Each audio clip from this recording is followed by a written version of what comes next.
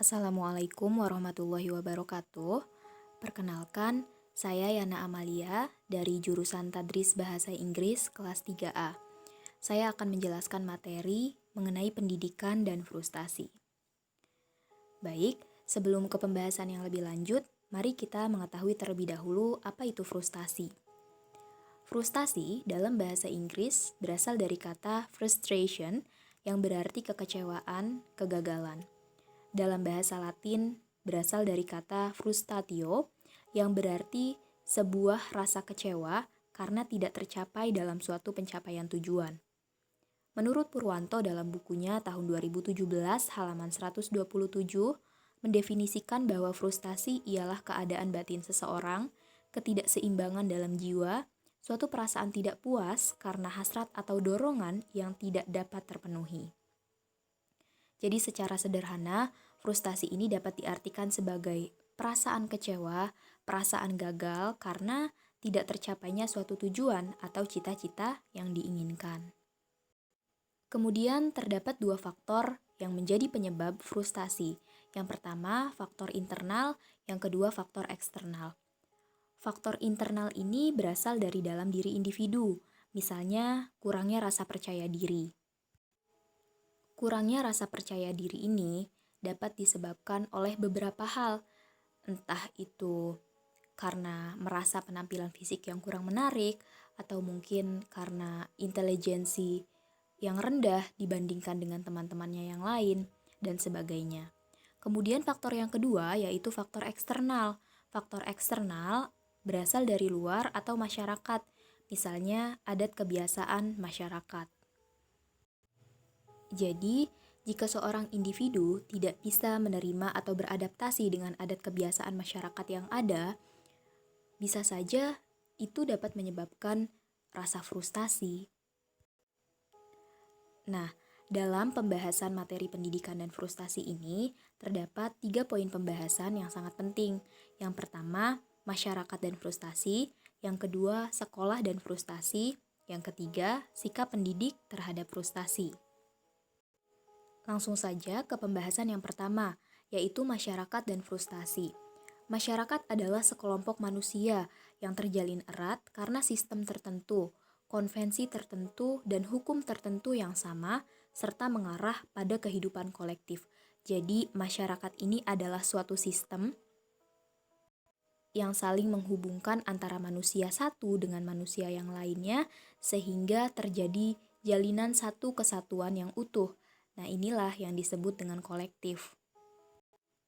Kemudian, apa kaitannya antara masyarakat dan rasa frustasi?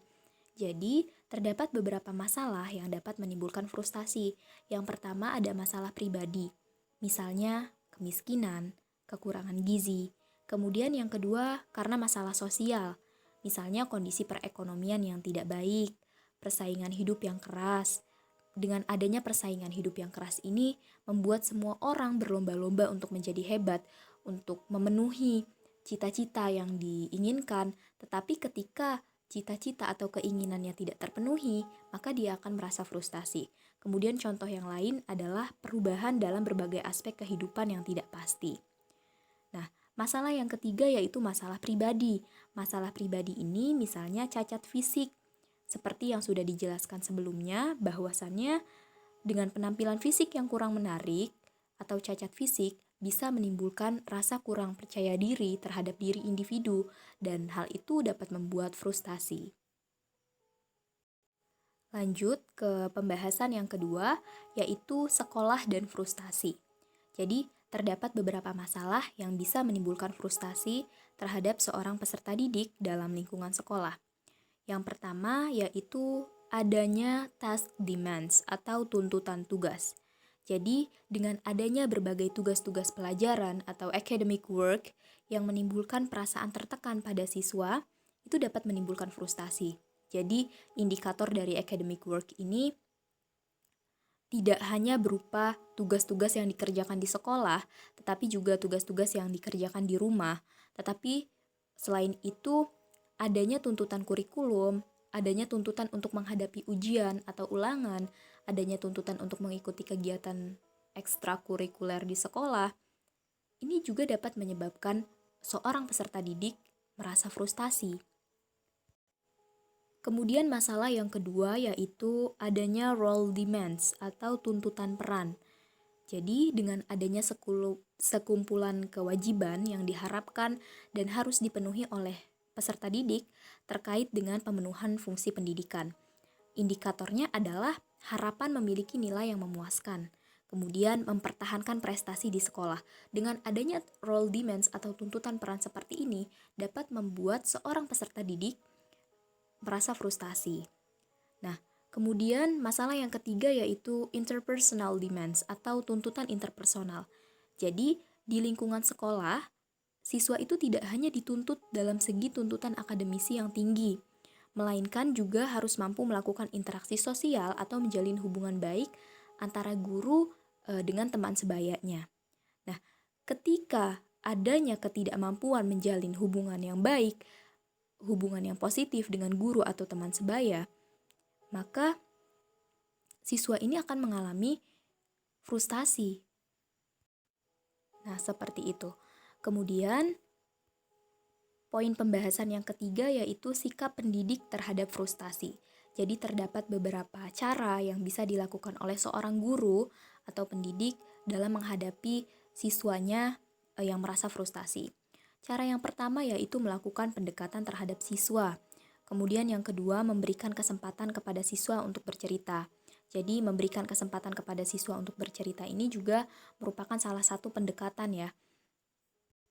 Seorang guru meminta siswanya untuk bercerita mengenai apa penyebab dari frustasi yang dialaminya. Kemudian cara yang ketiga yaitu merefleksikan kegagalan siswa.